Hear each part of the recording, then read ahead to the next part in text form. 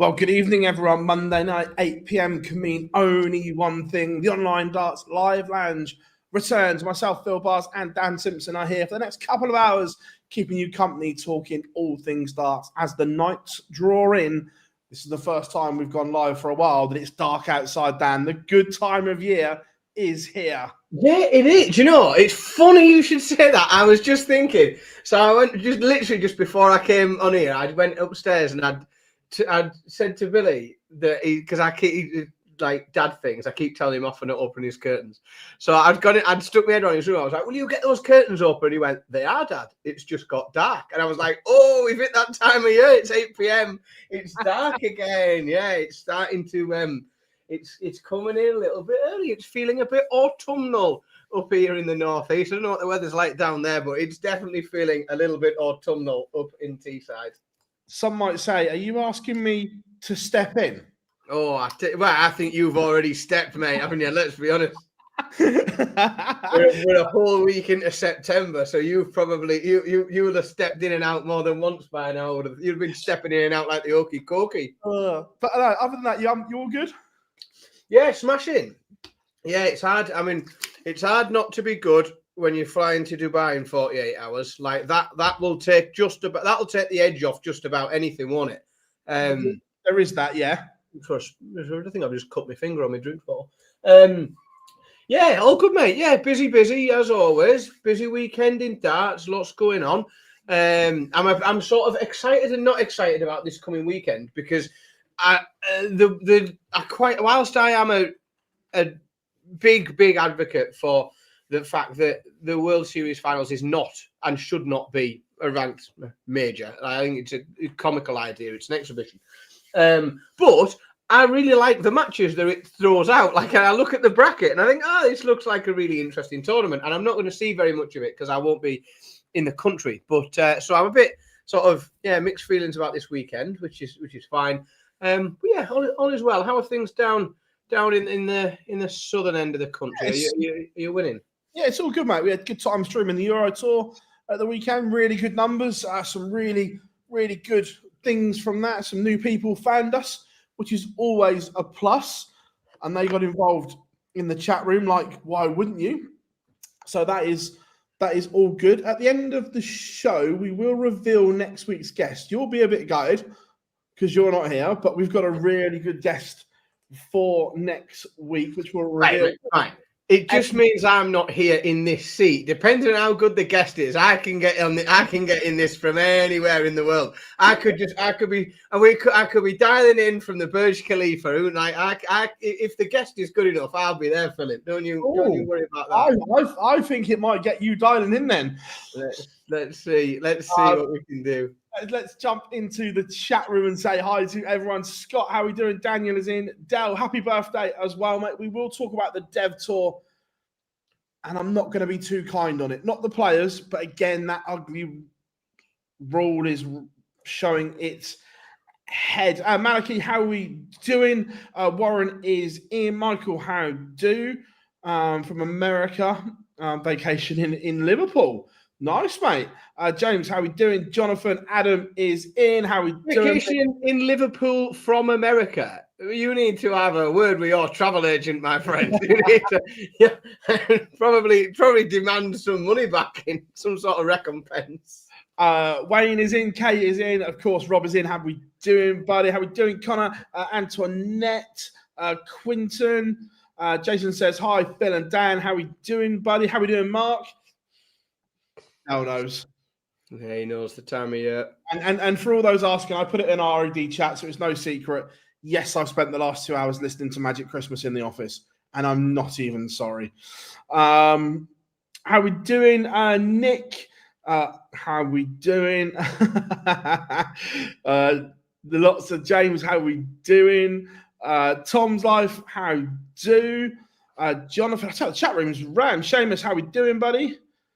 I tell you what, this chat room's nice and busy already.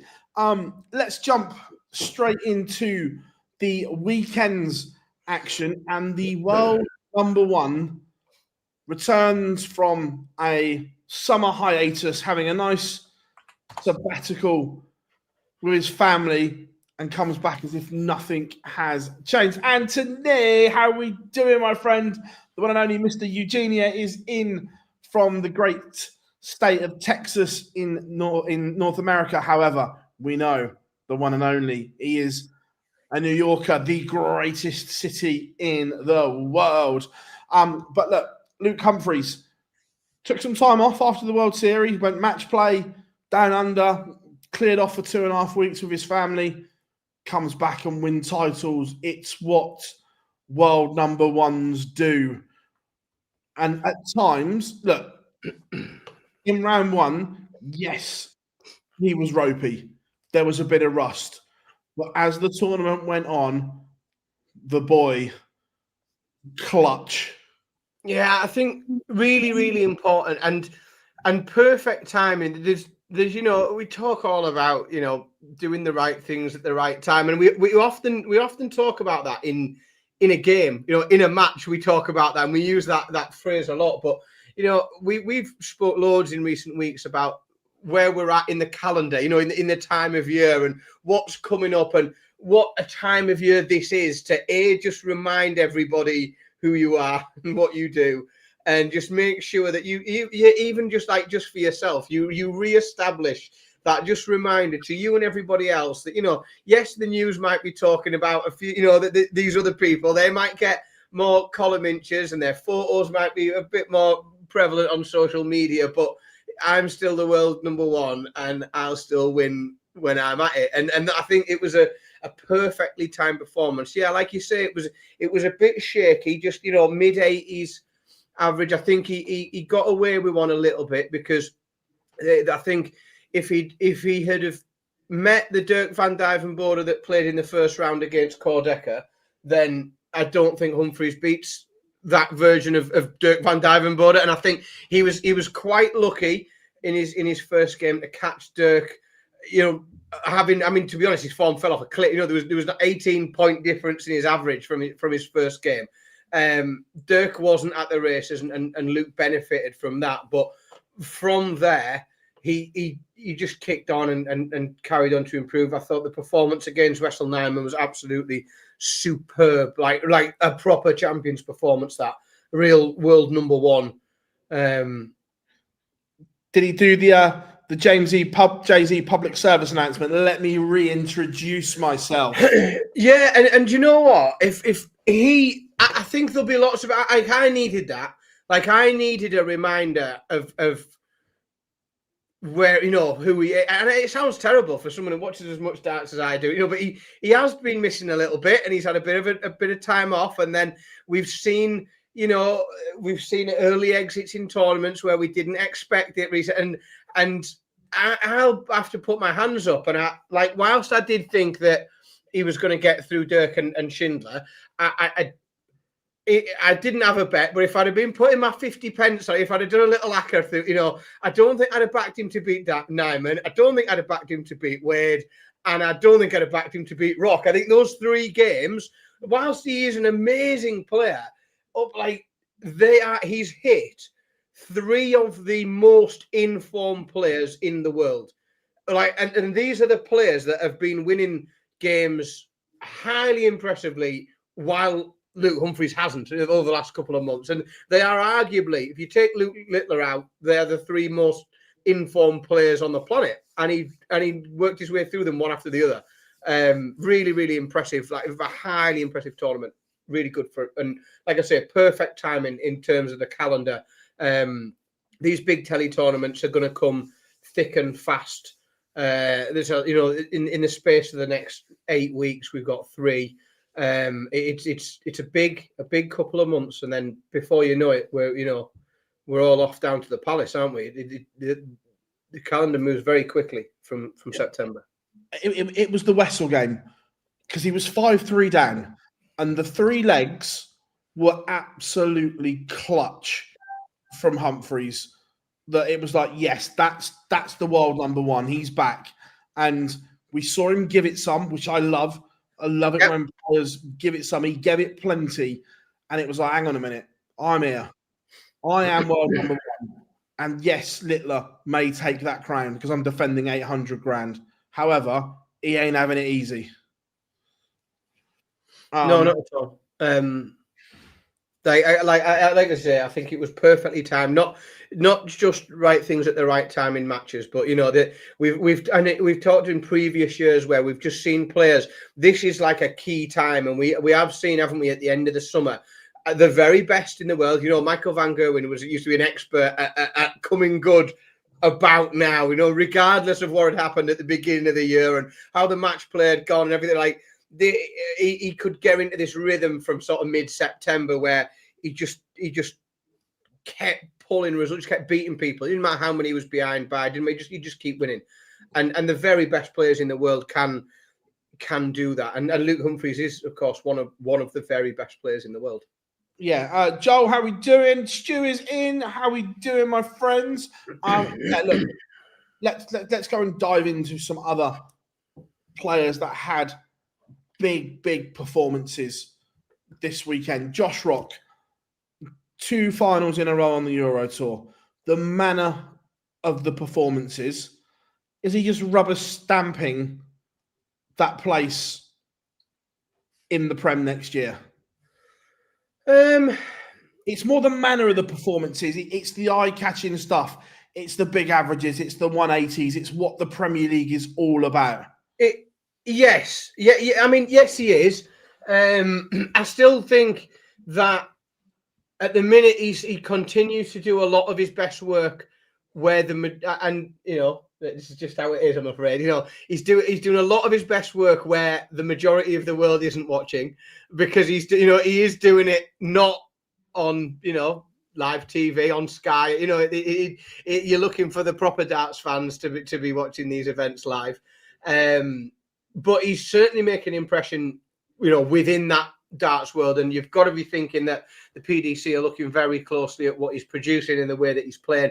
I still think he needs to get his hands on a trophy, but yeah, the impact that he's having, he's picking up money, he's picking up money so regularly now that after this weekend, it takes him up on the post World Championship, or the tour card race, if you like, which is often the reality of the situation, how everybody's playing and what we think they're going to do from here to the end of the year. He's sitting 7th in the world. He's staking a huge claim to be considered, one of, among the elite. And he's doing it at a time when a lot of the players that were for quite a long time were considered part of the elite of the sport are not quite at it anymore. I'm sure at some point in tonight's show we'll get to Michael Smith. There's others that can come into that conversation, whether they've disappeared almost completely in terms of form, whether they've took a big slump down the rank. But you look back a few years ago and you sort of now looking at Michael Smith not being around in terms of majors, Peter Wright being right on the edge in terms of majors, Dimitri van den Berg is not around in majors, Nathan Aspinall is on the fucking cusp of everything, like in terms of how far he's dropping. Like some of the biggest and most established players at the top of the game are not there. They're not featured, and they're not in those conversations. And he is timing it very well to present himself as an in-form, young, hungry alternative to the aforementioned.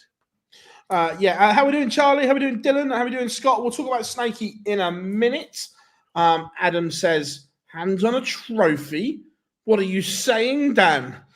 Well, the international pairs. The international pairs event. No, and again, I think, I think a lot of it, and when we talk about Premier League, like I think it was a massive win. It was huge for the country. I was really happy to see it. Once England were out, that was probably what I wanted to happen. Barring something completely and utterly rogue. But again, it's what the man on the street considers an achievement, that would impressive enough to put someone among the elite. And I just don't think that any doubles competition or team competition carries to the man on the street the prestige that doing something on your own does. No, I get it. The two Dutch boys, the two young Dutch boys, Wessel Nijman and Jan van Veen, they are producing more and more. Yes, Gian is more along this stage in development than Wessel, but Wessel is making moves, that's for sure. But Van Veen, you look at it, he's beaten Kyvenhoven with a 103.70. He's beaten Noppert comfortably with all bar 199.97. He then beats Luke with 100.87. He then whitewashes Gerwen Price, and it's not a poor Gerwen Price. No, It's very good Gezi, averaging 104. He's whitewashed him, and then he's lost to Josh Rock. But he is putting in more and more of these kind of performances that is getting him noticed. And is he going under the radar a little bit? We're talking about all these other players for Premier League, and look, this is all an if. But he's bordering on the top 16. He might be seeded for the World Grand Prix. He's more than capable of catching that to Dave Chisnall. If, and this is just an if he gets to a couple of semi-finals in these TV events and gets to the quarters of the world, he then racks up a lot of money. Is he in the equation? 100. Well, 100. Of course he is. 100%. Because, and I'll tell you for why. Because he is doing very similar work to what John. I mean, it's so fine. 2025. The last 3 televised events, he's had 2 quarterfinals and a semi-final. That's the last 3 televised events that we if you like big events, quarterfinal UK Open, quarterfinal match play, semi-finals of the World Cup, if we're going to count the international pairs. So like again, he's doing excellent things. I legitimately believe that both Jan van Veen and Wessel Nijman are very much part of the future solid established top 16 of darts very comfortably. Jan definitely top 10 dart player. He's sort of almost there, I think, in terms of what he's producing. And you're looking to go in. If you want to talk about the Premier League, and even getting selected. Let's talk about playing on bigger stages, things that require an invite, things like World Series events and things like that. He is on the tour card race, which shows the reality of things. I think in a lot of ways, he is $4,000 behind Danny Noppert. I firmly believe that he is going to surpass Danny Noppert in the next 2 months, 3 months. In that. Certainly in that sort of live order of merit or the virtual tour card race anyway. And that establishes him in the top 2 Dutch players. If depending on what's happening with Michael, sometimes he doesn't like to play everything, Michael. Sometimes he doesn't, he can re-establish or establish a position as that second Dutch player. I don't think there's any doubt that Jan van Veen, there is almost not quite a ceiling on what he can achieve. He could end up being a victim of playing at the same time as other players that are stupendously good and keep his hands off big trophies. He could keep bumping into sort of littler Humphries Gezi and he could be a brilliant player and not quite get there but establish himself in that top 10. But I think he's got it in him. I think he's mentally really strong. Whenever we've had the opportunity to talk to him and when I see other interviews that he's done, I think he comes across as very, very measured. I think he's really intelligent. I think he really understands the psychological part of the game. Like really, really talented. I mean, kid. I'll call him a kid because he's what is he? 20, 22, 23 ish, early 20s, isn't he? But yeah, and I think Wessel Nijman obviously is more unproven than Jan van Veen.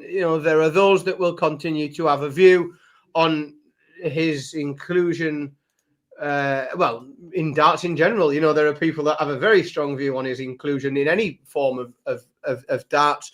But I think, whilst we're not seeing these deep runs in TV tournaments from him, we are seeing him consistently compete with the very best players. Like, we aren't seeing him tear it up in the way that we're seeing from Jan, but we are seeing very, very impressive darts, and I think he's only going to get better. I don't think he's plateaued yet. I don't think he's reached the level that we'll see from him. Yeah, and Jonathan says here, I'm in the Netherlands. No surprise to me. The Dutch darts, it's huge here and continues to be. So, yeah, 100%. Let's talk about the other Dutchman that had an interesting weekend, because the Saturday, Michael van Gerwen was sensational. Like, absolutely incredible vintage 2016. Just a casual 113 average, that one. And it dipped going into the last leg. He was on for the record Euro Tour average at one point. Yeah. But as I said on social media, it means nothing if he averages 92 the next game and he averages 89. We've seen one side of the spectrum to the end. But as I said on the stream, and I've said on here as well, in this building block, this rebuilding process, this is going to happen. But 100%. Yeah. But there are, on Saturday, the action looked amazing, by the way. There are signs that MVG is coming back to party. Look, he can't play like he did on the Sunday, 100%. But that Saturday performance just sends out a reminder to everyone, I can still play. And when you listen to the players, everyone says he's lost that fear factor. And to a point, I agree he has. Because beforehand, people were scared of him. There's no question. They were petrified to play him at one point. They're not now. I fully agree. However, when you listen to them, even Luke Humphries, the world number one, the best player that we've seen over the last 2 years, even he says, and Aspinall says the same and so on, that if Michael turns up and plays his best, Michael wins. They all still know it's there. And that's just a little reminder that, yes, I'm rebuilding, but I can still produce these numbers. Yeah, I think, and if you had to, if we put a gun to your head and said you've got to sum up the last 3 years of Michael van Gerwen, but you can only use one word to do it, I think you'd struggle to find anything that ties everything together better than inconsistent. And that that has been, he has been terribly inconsistent, and that is still there. But what he is able to do when he's at it is getting better than we've seen from him in recent times. It's not getting back to his best. He'll never be back to his best, I don't think. Sadly, I don't think we'll ever see him as a dart player as good as he was. But he is finding the top level of the game that he's capable of with more regularity. He is finding it more regular, whether that's within matches or in general, within a tournament. Whether or not he can find it with the consistency that will take him through deep into tournaments this year, I'm still not sure. I'm still not.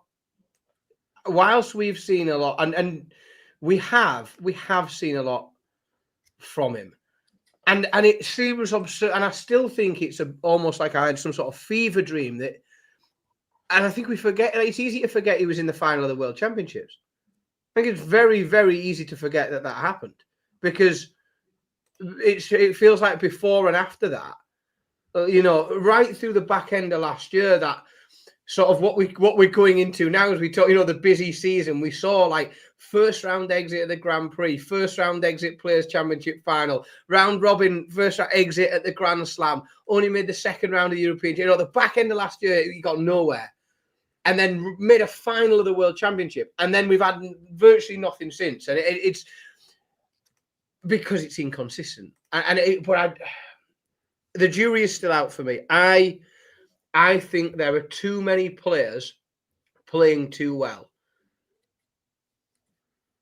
for him to go. He can beat anyone in the world on his day when he turns up. I just don't think he's got the consistency to play through 3-4 rounds of a tournament yet. I think this little busy season is going to come a little bit too early for him. Well, yeah, this part I agree that, and I think listening to Vincent, they were targeting like the European Championship onwards. I think anything before that is a bonus. That the World Grand Prix is a lottery because of the short format and the double start that happens. But I remember he said something in New York which I liked as well. He's like, I'm world number 3. I got to the world final and I've been shit for 3 years. What does that say about everyone else? He's not wrong, in fairness. And when you think about it, it's like he's got a point that, yeah, look, Luke and Luke for the last 2 years have been head and shoulders better than anyone else. But when you put it like that, it's like everyone else, Michael Van Gerwen, look, yes, we judge him differently. We judge him to MVG standards. I fully appreciate that. But he has been shit for 3 years and still no one has overtaken him in that top 3 in the world. No, it's miraculous, isn't it? Like, and especially when you think, if we're talking about, televised titles, premium events, whatever we're calling them, he hasn't won a ranked one for 3 years. Yeah. Like, it shouldn't, you shouldn't be able to get to number 3 in the world if you haven't won something for 3 years, something ranked for 3. How would you go 3 years without winning anything ranked and be 3rd in the world?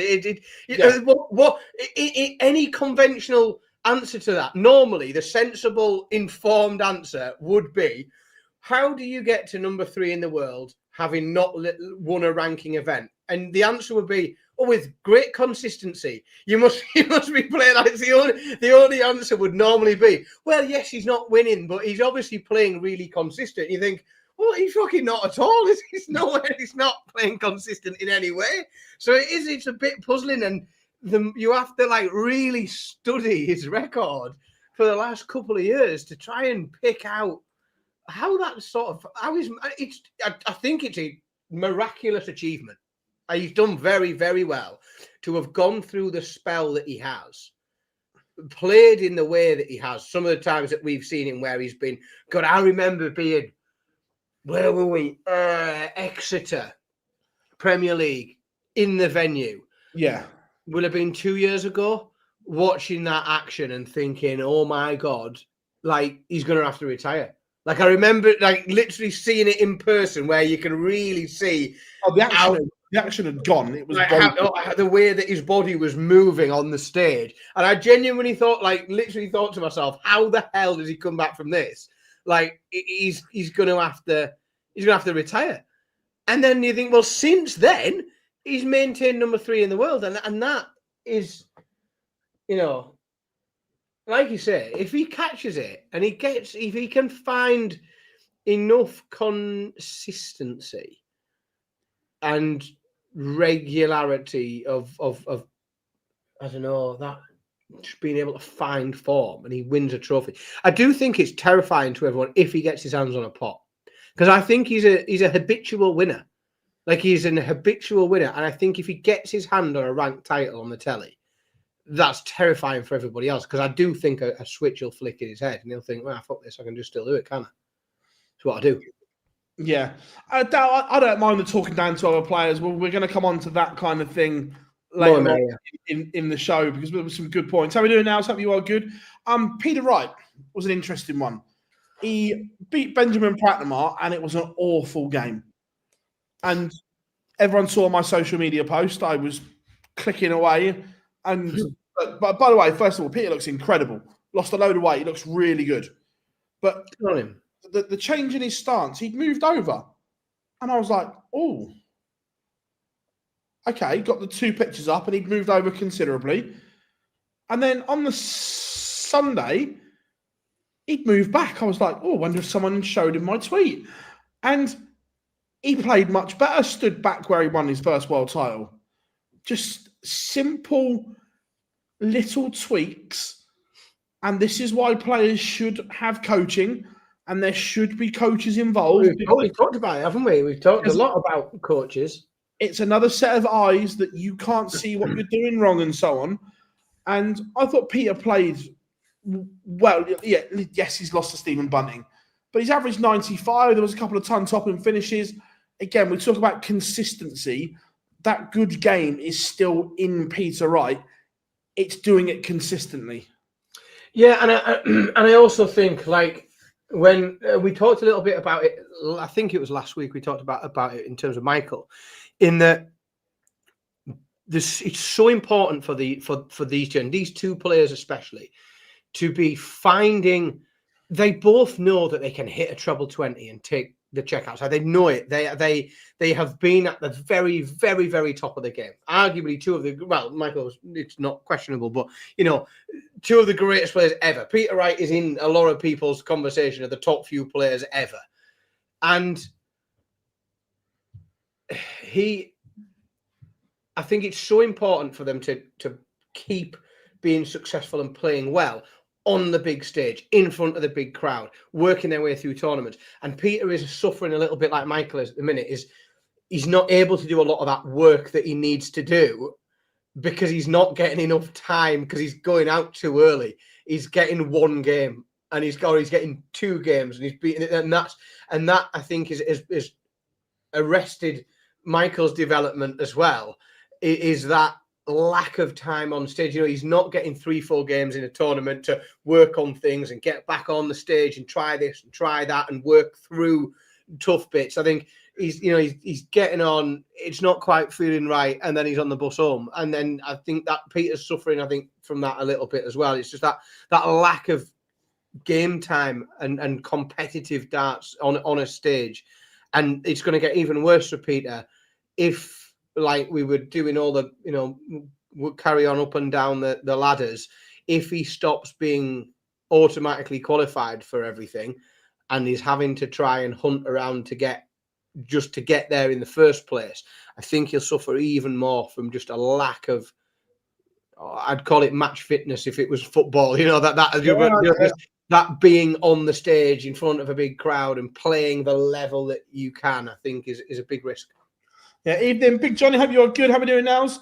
Yeah, look, I completely agree. But James Wade also, again, he'll be disappointed that he was brilliant all weekend until the semi-final when those big averages disappeared, and he put that dudder in. But overall, James Wade again showing what a world-class operator he is. Yeah, I think where it's the very opposite, isn't it, of the last two that we discussed in a bit of detail in Michael and Peter, in that the biggest problem there is lack of consistency, lack of being able to replicate it, lack of finding a way to win, even not playing well, and getting through tournaments and still being around and picking money up and making sure that they're holding that place really tight on the order of merit. And James is doing the complete opposite to that. He's managing to tick all of those boxes at the minute. He's finding incredible amounts of consistency, both in the level of darts that he's able to produce, but he's also winning. He's consistently winning matches, which is more important. It's more important to win a match than it is to average a ton. And that summarizes an awful lot of James Wade's career. And that's what he continues to do. He continues to turn up and beat people at darts, and he is still very, very, very good at it. And I still think he's so dangerous at his back end, because there are so many things. There's so many tournaments, that are a bit of a lottery, and that can, where it can open. And I think, it is that they're on the horizon. I think a lot of the big opportunities for James. We saw him play his way through, I thought, absolutely superbly, the match play in Blackpool. But then, as over the course of the next few months, like, he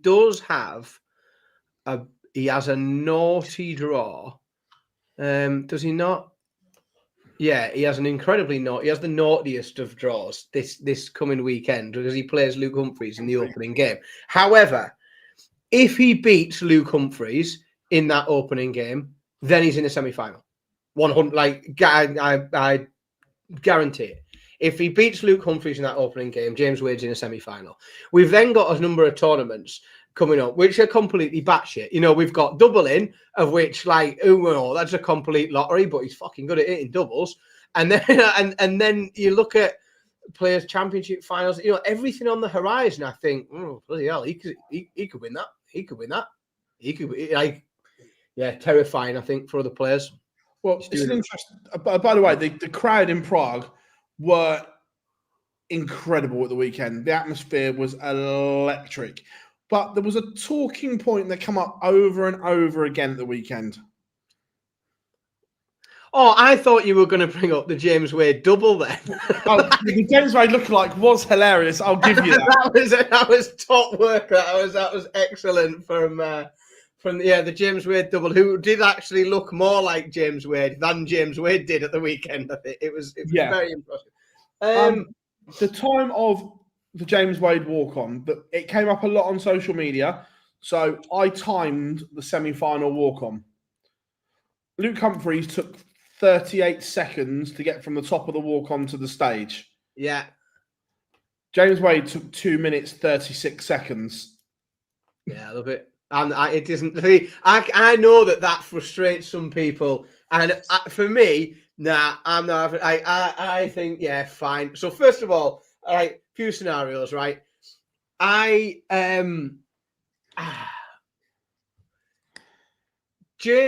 let's be like, so James has been pretty open about his struggles with his mental health and the bipolar diagnosis and very other bits and pieces that he's been very open and honest about.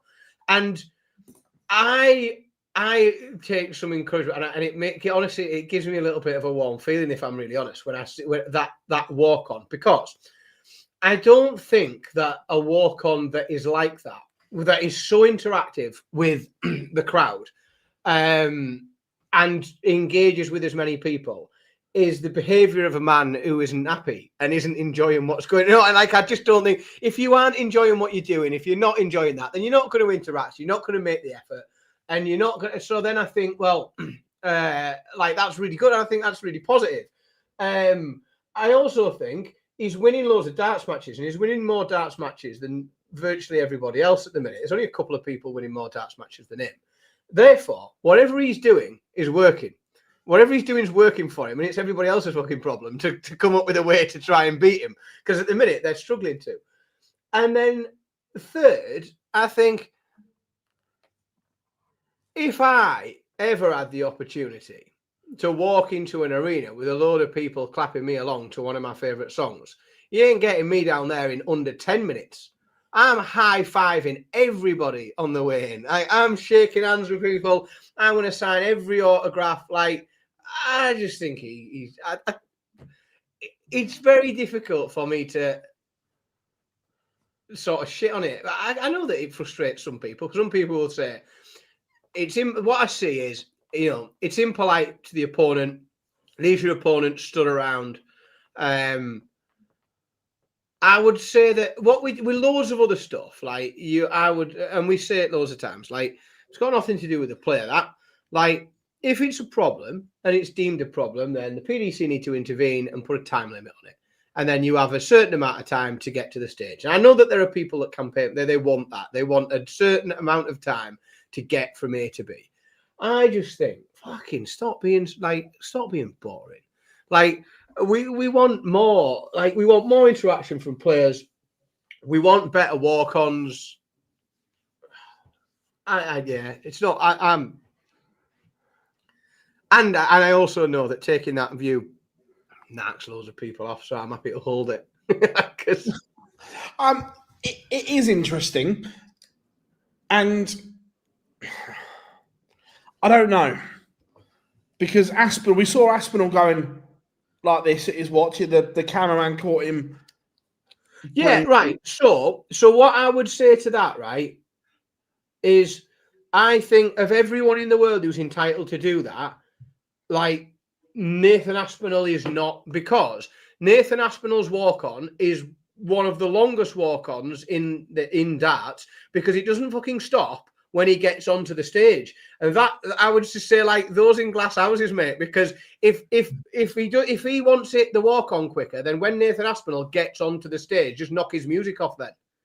Because he's going to spend another minute and a half, 2 minutes conducting the audience for a sing-along, isn't he? So you can't have it always.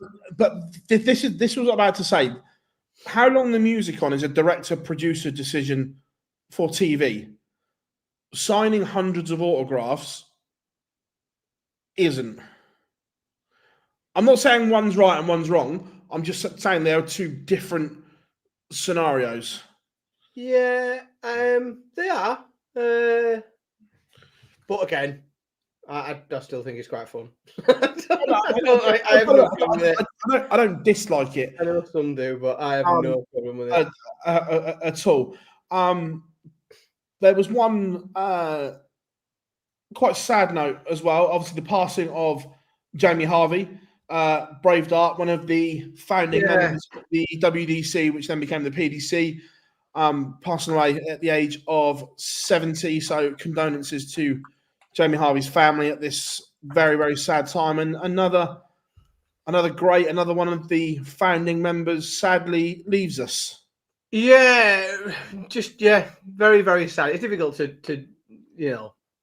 there are only so many words that are of any use. Yeah. You just end up repeating it. What I would say is, it is very heartwarming to see the sheer volume of tributes and nice words that are out in the world that people are sharing across all sorts of platforms. And clearly, Jamie's contribution to the sport of darts is A, very much appreciated, and B, not forgotten, because it does seem like that he had a huge impact on an awful lot of people. And there was a very much a big outpouring of support for both his family and in his memory. Yeah, Connor, either in Amsterdam or just after. On the, I can't remember what day it was, but in the chat on the Eurotour stream, we had some wicked things about what could make darts better and things that could make darts better. They were from production, format changes, different types of things, creating the drama. The talking point came off. Sorry, I'll tell you what, it was Saturday, because we were doing it off the back of AJ Lee's return to. Marvelous! Like, that was true. I even got Mrs. S watching that with me as well. Even Mrs. S was impressed. But I was saying the storytelling from WWE was incredible, and 90 million views across their platforms in 12 hours is off the chart. We were then saying, how can darts do that? How can darts get people talking on social media like that? And we were talking about different things. And one of the things that I said, yes, Anthony, light it up. There you go. And look, one thing I said, and next year's Premier League, we know the format isn't changing. I know a lot of people don't like that, but the format isn't going away. It's there. Now, instead of that boring, on week 8 and 16, where top plays bottom, who gives a fuck? Spice it up, right? You've got your table. So the next day on Sky Sports, or whether the PDC do it in a media type broadcasted press conference, a bit like boxing, number 1 goes up there and he picks who he plays. I quite like that. And he puts, I like that. Number 2 goes up. So I had to think about this when we were talking about Premier League and different formats and things. And one of the things that I thought was, how the Premier League is already it's sold out for the year before, always. And it does, long before we announce who's playing, it's already sold out. So do you know what I wouldn't do for shits and giggles? So I just wouldn't announce who was playing. I just wouldn't announce it. I'd wait till everyone was in the arena and everybody's watching Sky Sports, and I'd wait for the music to come on, and I just wouldn't announce who's playing, because why? You're not going to sell more tickets, are you? You're already sold out. It's not like, oh, if he's not playing, I'm not going. It's already sold out. Already sold out. And I'll tell you what it'd do. You know that conversation that goes on about the Premier League? Well, imagine if they just didn't tell anyone who was in it, and you had to watch and wait for you just waited to hear Mr. Brightside. So I think, hey, that's brilliant. I just wouldn't tell anyone who was playing. Johnny, last year the Premier League was 90% sold out before they announced who was playing. The 10% went afterwards. Nonsense. Which part, Graham? Because you have to create a narrative and a story. Now, for argument's sake, right? Aspinall last year, right? He could have gone, I'm picking Dobie because I always beat him. My record's 9-1 or whatever. Do you know what I mean? And create that. Why have you picked him? Like, could you imagine? Obviously, Luke was top. He goes up there. Luke, right, who are you picking and why? Van Gerwen, because I'm going to smash him. Yeah, mint. Love that. How much would that get social media talking? And it'd also get players decking each other in the back room as well. I'm fine with that, but that's not a problem. But what I'm saying is, it creates people talking on social media. That clip then gets shared. It gets shared again. It gets shared again, and people are talking about darts over and over again. Like now, people are still talking about AJ Lee's return on social media. It was brilliant storytelling. But this is why, like, so 100%, right? If I'm the PDC, right, and I manage somehow to persuade Gary Anderson to do a farewell tour one last year in the Premier League, I'm telling fucking no one. I'm not telling anyone. I wouldn't tell anyone at all. Why? Because as soon as you tell anyone, as soon as it's out, you have deprived yourself of the opportunity of having that.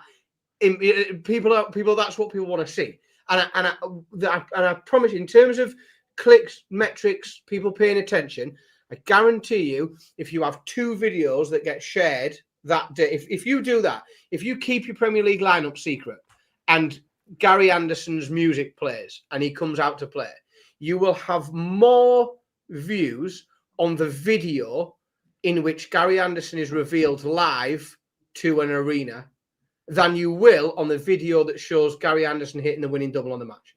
That will do bigger and better numbers. Because it's telling a more interesting story. Gary Anderson wins darts match isn't an interesting story because there's no real intrigue to it. So Gary Anderson is in the fucking Premier League. That is a story, and that's genuinely why I wouldn't tell anyone who was in it, because the tickets are sold out. The tickets are going to be completely sold out, and everyone's watching on the telly. You know why they're watching on the telly? Because they don't know who's going to come out, and they don't know who's going to play. No, I'm with you. AJ Lee is a female wrestler who hadn't been in WWE for a decade, and in 24 hours, she'd done 120 million views. 120 million in 24 hours. That is obscene. And look, we're using wrestling because they tell the stories, but boxing as well. We see the way boxing press conferences work and so on, and the drama and the story is told, and it's how we can do that. Look, the darts hardcore, if you will always watch. If there's darts on TV, the hardcore will watch. We know that. It's how you grip that casual fan and get them involved, and you get into their audience, which is why Luke has been brilliant, because darts is now in a younger generation audience that it wasn't before. And you've got younger people talking about darts. What do younger people watch? Social media, TikTok, Instagram. It's how you then translate into those areas like UFC, boxing, wrestling. And I'm not talking about what goes on, and we're not talking about players fighting. We're talking about how you create that narrative and that story for people to watch. That's it. There needs to be some level. Unfortunately, like you said, the darting purist will always the darting purists will always watch darts because we love it and we like to watch darts. The casual viewer, and unfortunately, and this is something that darts fans will have to tolerate, because in order to continue bringing more and more and more money into darts and bigger sponsorships, and it does, I promise it all continues to sort of snowball down to make the sport better and bigger, and it lifts the level, and you can have more young players coming through and everything else. But therefore, there needs to be an appeal to the more casual viewer. First of all, because those of us that watch it anyway will be watching it anyway. They don't need to appeal to me. I'll just have it on. Like, they don't need to do anything to get me to put the darts on. And that's why it's sometimes difficult, because, again, why else would you be spending your Monday night here with us? Like, those in the chat room, like, that generally, they're watching. The PDC don't need to make an effort with any of us, because we're just going to be watching. So what? But then, how do they bring in the casual viewer? And you have to start looking at things that, like, cricket is a good example. And it'd be interesting next time we've got Cam or Jar on to maybe have a peek into what cricket's done with things like the 100 and the T20 Blasters, to where they've looked at how do we turn this sport that we've loved for ages and that we're all into, how do we turn it into something? How do we do things with it that mean that more people will take their kids there because they'll spend more money when they're there with their kids buying T-shirts and hot dogs and everything else? And how can we branch to the casual viewer? The casual viewer doesn't want to watch a 5-day test match. That when you're trying, if you're getting someone into cricket, like, you give them an hour and a half, make them swing at every ball, make people be out every 10. That's what they've done with cricket. Lots of other sports have done it. We've seen it happen in snooker, where there's formats of the game that have become either shorter or that are more appealing to the casual fan. And you are kidding yourself if you don't think that at some point down the line that's going to continue to creep into darts, because there is too much money to be made.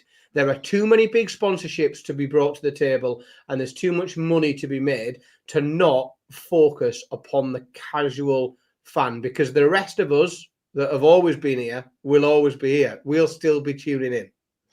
Again, going back to things that you remember and gets the casual hooked. Losers doing media. Now, instantly, people say to me, what interviews do you remember? Right, the two straight away that I remember more than anything is 2 losing interviews with Gary Anderson. Once was 2014, I think it was, when he lost to Michael when he was 3-0 up, and they got him whilst he was walking back to the practice room, and he promised that would never happen again. Next year, he won the world title. But it was a raw, emotional interview that got, again, played over and over. And the other one was, I think it was 2020. I think it was the COVID one, when he played Mensur Suljovic, and Mensur played the game, shall we say. And then he went, again, backstage, he went on that rant against Wayne and Rod for not condemning it and said, he's done nothing wrong. But instantly, you remember them. You don't remember, oh, yeah, I played all right. Yeah, he's a good player. He played well. He pushed me. I don't give a fuck. And this, I do feel a bit, because there will be players, there will be fans. And I sort of am and aren't one, because, like, I think I'm a bit of a hybrid, because, like, whilst I like to manifest absolute chaos all the time, I want the most chaotic thing in the world to happen. Like, I still find something very special about just sitting in Reds in complete silence, just watching 2 people play darts. Like, and I think I sort of surf both highways, I think, really. But there are some that will just say, I want darts to be darts, and I don't want anything in the funny business. I want 2 players to stand on stage. If you have to have some music, then fair enough, I'll tolerate it. And I just want to sit and watch them play darts and then go off. But again, I just think you've got to make your peace with the fact that there is too much money to be brought to the table for things not to get a bit wild. So it's going to continue to happen, and I genuinely think that we will only darts is only going to be held back from that by sort of how brave the PDC decides to be, and where they think there is the most to gain. Gary might have won that Mensa game. He might have refused to do media on stage, and they've got him walking back. But it was it wasn't a normal interview. Was my point. It was he either refused to do it, and they've got him walking back to the stage, because I remember it was done in Palm Court in Ali Pali, where interviews don't normally happen, because you see the great big glass dome and whatever. So yeah, he might. What I'm saying is it wasn't the norm.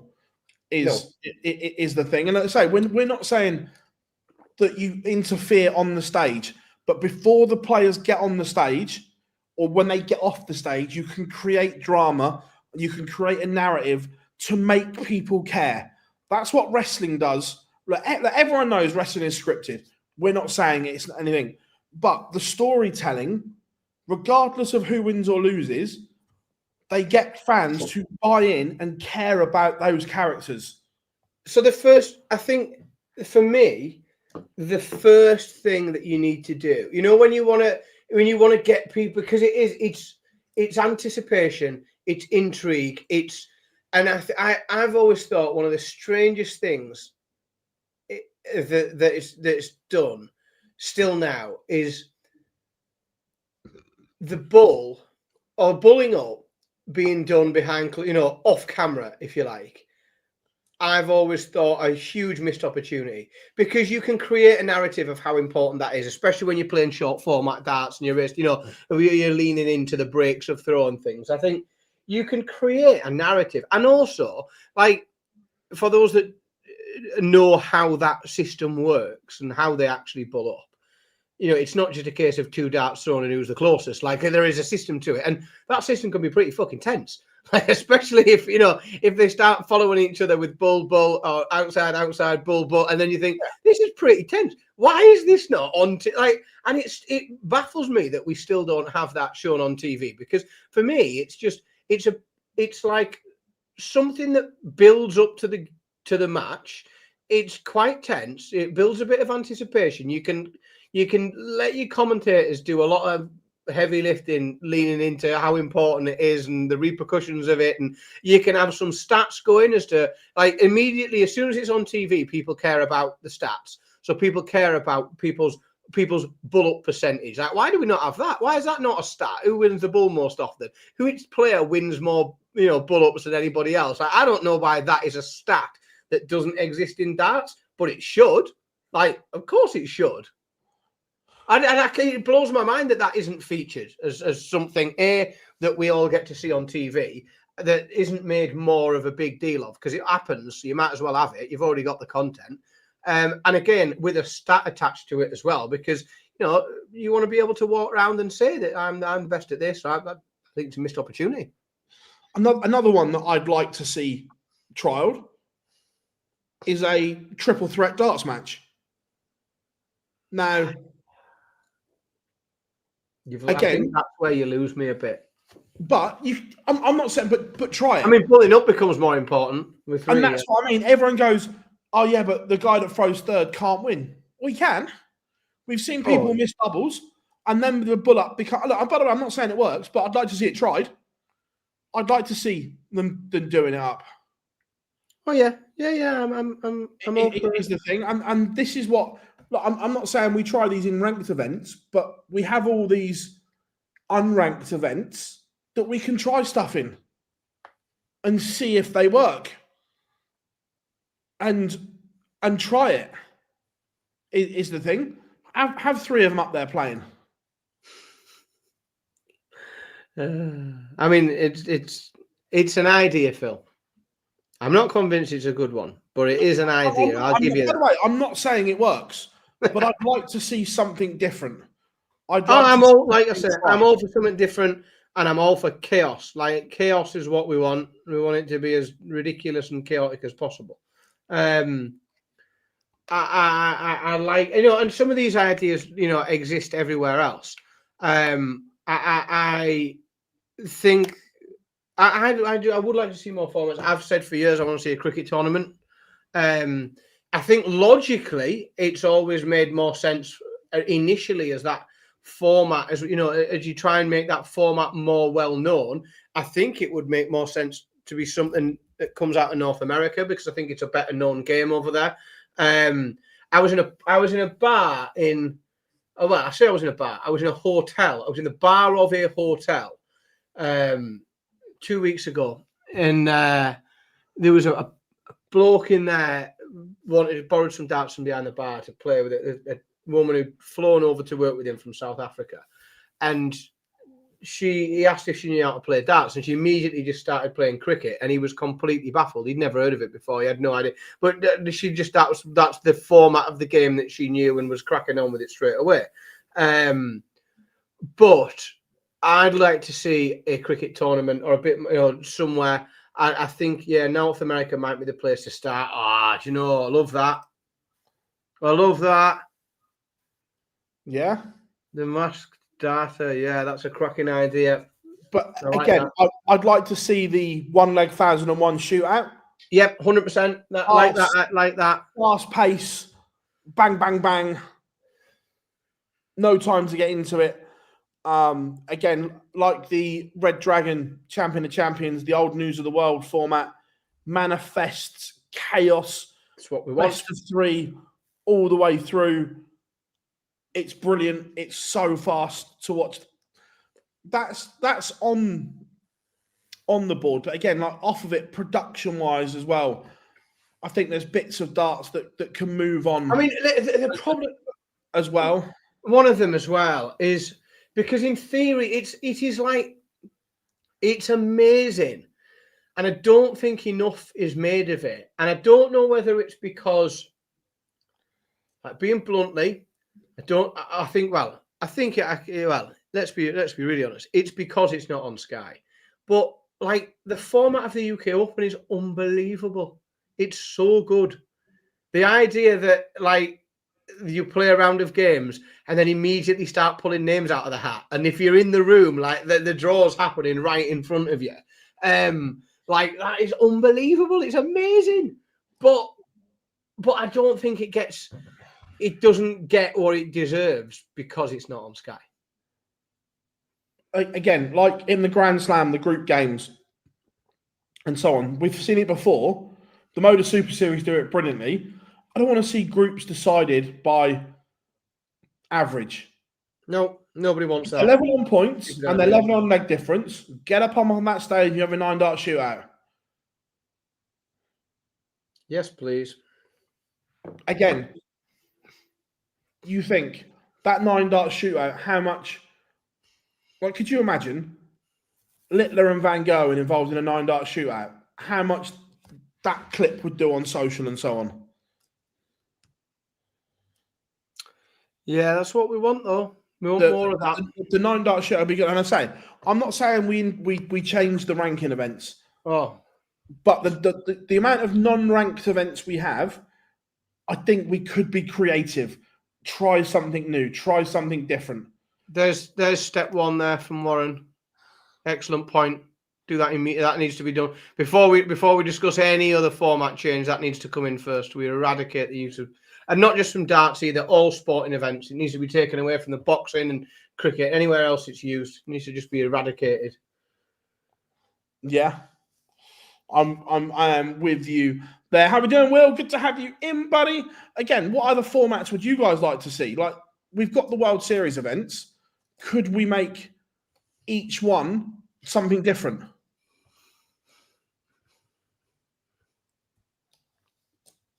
It's a thought. Could we make each World Format Series something, each event something different and trial stuff? Players could play in traditional costume of that country in the World Series. That'd be fucking brilliant. Probably get done for cultural appropriation or something like that, but I think that would be a right laugh. Yeah, Tommy says revamp them. I'd love to see the professional. Yeah. I'd love to see the elite play best of 3 all the way through. Class. Bonkers. Again, Will, a world pairs. I don't dislike it. No, not at all. 301 first to 10. I just think that there's so much potential. Like we say, we're not on about the hardcore fan, me, you, everyone in the chat room. We're going to watch US Darts Masters double in 301. Love it. Yeah, we'll be having that. Love it. Again, it's not about us. It's not about getting us. It's about getting the casuals in, which is, as I say, boxing do it brilliantly. UFC is the thing. The way McGregor used to sell his fights, right? I'm not a UFC fan, but after a week's build-up, would I watch a McGregor fight? Absolutely. Yeah, see, I am a UFC fan, and I've been watching since like the inception of it. And if you, for very different reasons to you, and there's a pattern there. That if you could ask me, you know, is there certain events that I used to think, well, I'll probably give that a fucking swerve? They generally involve Conor McGregor because I think that, again, as the purist, as a fan of the sport, I would often think, oh, it's descended into a fucking circus. This, like, I can't be arsed with it anymore. And I can almost see and feel that from some of the chat room about, you know, these suggestions. Darts Champions League is an interesting one from Bob because, of course, we did have a Champions League for a spell. I mean, format wise, it wasn't quite what it could have been. You know, the name was doing a bit of more heavy lifting than the format, I think. But you know, I wouldn't mind something that looked a little bit like that again over a period of time, perhaps. You know, if you wanted to really mix up the Premier League, I've always said that we should, you know, I would quite like a format of Premier League because we've got too many good players, like too many really good players. Getting them into 8 is a nightmare. And I don't know how you divide them into 2, but you know how, like with the NFL, as you know, they've got 2 conferences, and then you play in the 2 conferences, and if you're in the top 2, you go to the playoffs, and then you could do that with the Premier League, and you could just, you know, you could then have twice as many players in. You could play some extra venues. I still think you'd sell all your tickets because, you know, darts tickets sell out these days. Like, if you want to go and watch darts, it's challenging to get hold of a ticket. Yeah, 100%. But again, chat room, I love all these ideas. They're good, and like I say, more set play events. I don't dislike it. Again, I think too many tournaments are samey. Well, I've long since been a proponent of mixing up the Pro Tour so that when you have, you know, within the Pro Tour calendar, you sit and you got, well, we've got all of these Players' Championship events, and then we've got Players' Championship finals, we've got Euro Tour events and European. I've always said that we should start to mix up match play and set play within that. And what you can do is you can either divide it up and you can say, well, there will be X number, you know, 30% of Players' Championships events are going to be set play. And I just put that in and just think, well, then it varies the tour up, makes it a bit more interesting. Or I would split and say, right, well, the Pro Tour stays as it is. The Euro Tour is now set play. And I would literally split it like that. I would put far more set play in, but I wouldn't be looking for TV majors to do it. I'd do it. I would happily say, right, if you're going to continue with the format exclusively all the way through the Players' Championships, then I'd just make the Euro Tour set play. Well, there's a couple of bits that I was going to go back to, which are really good. Someone asked, has Gary travelled to Hildesheim? I haven't heard that he's not, James. So, yes, I'd presume so. Where was it? Yeah, I really like this. And now everyone keeps telling us that darts is in a great place, that we don't like when people pull out of tournaments, it doesn't matter now because everything is strong enough. Now, we couldn't do it for this year's Premier League because there's not time. But for Premier League 2027, I would love to do it like the FedEx Cup. Now, the qualification criteria for the Premier League changes. Because of this change, you rank the Premier League. Hold on, everyone, before you jump on. This way, everyone has a chance to qualify for the Premier League. You pick 15. You pick 15 events. They are a mixture of TV events, Pro Tours, and Euro Tours. So everyone has a chance to qualify. And at the end of those 15 events, your 8, 10, however many players it is your Premier League for the next year. By doing that, you create a story, you create a side story with the qualifying race, like the FedEx Cup. You've got that race. Too big a risk, though, Phil, isn't it? It is. It's too big a risk because imagine the fucking people that could get in it. Oh God. You could, but also there's then pressure for the players to deliver, which is what you want. My biggest thing is there's no jeopardy in the Premier League. They know they're going to play 16 weeks regardless. Where now, no one's in. These are your qualifying events. The best 10, the best 8 qualify. I agree, it is risky, but it's exciting. Yeah, yes. I mean, it's exciting, but Jesus. I mean, it's not that you'd get a bad player, but I mean, it could be anyone, couldn't it? I agreed, it could be. I tell you, who's definitely playing James Wade. He's coming through that. James Wade comes through that format 100%. But that's to be fair, that is James Wade's route to the Premier League, is that restructure, because he comes through that. If you change it to that format, he gets in, and then they couldn't deny him, could they? Like they couldn't deny him. Andrew Gilding's in. This could be, do you know what? It could be. Maybe I would go with you because it could be the fucking greatest Premier League lineup of all time. It could be unbelievable. Look, Rob says you say risky, but then they've earned their spot. Yeah, but I mean, it's commercially risky. That's what I mean. Commercially, I agree. Commercially risky, but no more so than you look at the tournaments that the players take the Players' Championships, for instance. That it's no more risk. I appreciate it's not over 16 weeks and so on. I get that, but it's no more risky than players not qualifying for other tournaments. Yeah. I like it. I really do. Yeah, you wouldn't get MVG back in it. But he has to then earn it. Right, these are replaced by Danny Noppert. You have to target these events.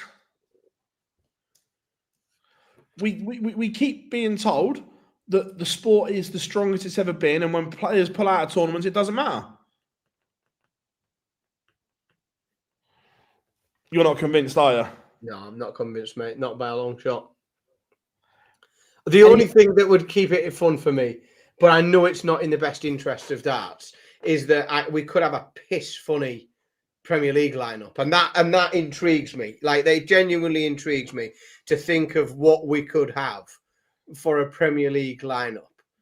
It could be hilarious, but I think that I'd be pissing myself night 1. I'd be mildly amused night 2. I'd be bored by night 3 and pissed off by night 4. That's how I think. Like, night 1, I'd be pissing my sides laughing, and by night 4, I'd have gone through boredom into frustration, and then I'd have just not bothered with the rest of it. But can you imagine? I'd have to sit here on the Fallout bar and talk about it every week about how, like that could be troubling. It would be funny, but is there anything else that you'd like to change or you'd like to see tried and so on? What was that? Well, I don't think it's any secret. We've talked a lot about we talk about production. I think a quick win is, I think darts what we have all come to expect from darts walk-ons is shit. Because there is something, and I tell you what's shit about it is, and I know that these venues there's a layout and a setup, and you have to get the amount of seats that you have to get into them, and some of them are particularly fucking tight. Like if you spent any time in the Empress Ballroom, that is tight when it's full of people. But the problem with darts walk-ons, and the reason why you often don't really feel that atmosphere through the TV, is when that music hits and that person starts their walk-on, everyone in the room's already seen them. And so first of all, they've seen them stood by the end of the walk-on, waiting for their go to go and stand at the back. Then they walk down the walk-on backwards to the back, stand there, then they walk down again. And it sucks the anticipation, that anticipation that everyone in the room has got to see Luke Littler, to see Michael Van Gerwen. That's gone because they've watched them stood with their hands in their pockets waiting to then walk the wrong way down the walk-on. And for me, regardless of whether it's darts, any other sport in the world, whether it's not a sport, whether it's a fucking, I don't know, TV show, anything, if somebody's making an entrance and you want that entrance to look and feel important, that has to be their entrance. That has to be the first time everybody sees them. You can't have them stood around with their hands in their pockets for 5 minutes before they make their entrance, because you've already sucked the fun out of it you've sucked that. There are folks that get stroppy when we make WWE references, but the pop of the crowd is what you have removed. That pop of like somebody's music coming on and then the crowd seeing them and that reaction, it doesn't exist when they've just been like stood with their hands in their pockets in the corner, like waiting to, and then everyone's watched them walk the wrong way up the walk-on to turn around and come back down. I think it's silly. You've got to produce them if you want to make walk-ons part of your thing, if that's what you want to do. But again, I would go further and further and further into it. It narks me that when we see when we see a World Championship final and we see Luke Littler against Michael Van Gerwen, I think it is a missed opportunity when we see the exact same walk-on that we've seen 5 times in a row. I know we might have this, we might not have the same music, but change it up for the final. Have them come from somewhere different. And I'm not saying that they should abseil in from the roof or fucking coming on a Tarzi or something. But walk-ons and entrances for a final should be more produced. They should be bigger. They should make you sit in your chair and think, "Fuck, this is the final. This is important." And what we see is the same thing that we've seen 5 times previously, which is them stood in the corner with their hands in their pockets, then walking the wrong way up the walk-on, then walking back down again. And I just think and I want to see Andrew Gilding coming in on a zip wire like Shawn Michaels at WrestleMania 12. That's what I want. I just think I think we could do a lot more. I think we could in terms of production and as you get through the tournaments, I get it when you've got. When you have, 8 matches in a day, it's difficult to give everyone a produced walk-on and you can't play favourites. So everyone's just got to have their music and walk out. Once you've got to the stage where, you get to the match play and you get to the Friday and the Saturday and you've got 2 games a night or 1 game, then 1 game all day, and you can't come up with anything better than they stand there and then walk there. Wait. You got people, time, effort, resources. You can do anything in that time. In favour to the match play, I think their walk-ons look better because you have got that video board behind the player, which I've been saying for a while. It looks better to have that board behind them with their logo and text and all that on. I like that. I just think they could. I definitely think they could do more, and I don't feel like I don't feel like I should be watching the same walk on at a final as I did in a first round. I want it to feel more special. I want to be told. I want to be told in every way it's possibly to subliminally tell me this is important. This is a really important thing. This is the most important thing in our entire sport. This is the most important match that happens every single year. And that's why it's going to be like this. I can get behind the cannon. Yeah, and this is when we will see, this is when we'll see like how, and I know players have tried to push it, Damon Heta has done his own thing and made more of it. And then again, I think that, he changes it up, make it different, but I think it needs to come from a more strategic point of view. And I think, well, clearly in Damon, you've got somebody who enjoys. I talked earlier on about, players like James Wade who seem to be enjoying that part of the game. Whatever it is, it's working for him. And that is part of who he's become and part of his persona when he's playing. And, if he's in a final, the PDC should be leaning into it. And they should be working with him to produce a entrance. Make it feel big and special. Make these players, because then more people are going to click on it and watch it on a replay and send it to their mates and send it to their nan and say, you need to watch this. Gary Anderson comes out on a little steam train. It's dead funny. He rides it like a surfboard. Let's, yeah. We haven't players from Liverpool come out on stolen bikes or something. There's me and Buddy. There's so much you can do. So much we can do. And I just don't think it's capitalized on. No, I agree. I know the chat room's been so engaged. This has been superb. It's been chat room. You have been absolutely on fire here. Some of them are a bit heavy, Right, as we go into the back end of the season, who's hot and who's not? Because it's a big time in darts, and you always say being good in the first half of the year isn't a good thing. Being good in the second half of the year is absolutely massive. Yeah, now is the time to be good. Right now, who are your hottest 5 players? Oh, right. The hottest 5 players are... Chat will get involved as well. The hottest 5 players in the world. Hey, here he is. Oh, no. There he is. He moved. Within 60 seconds of me having a dig at Scousers. Within 60 seconds, like he's got some sort of sixth sense for when he needs to come and defend himself. It will never it'll be both Lukes. It's got to be both Lukes, no matter what is happening with either of them. Both Lukes, James Wade, Josh Rock,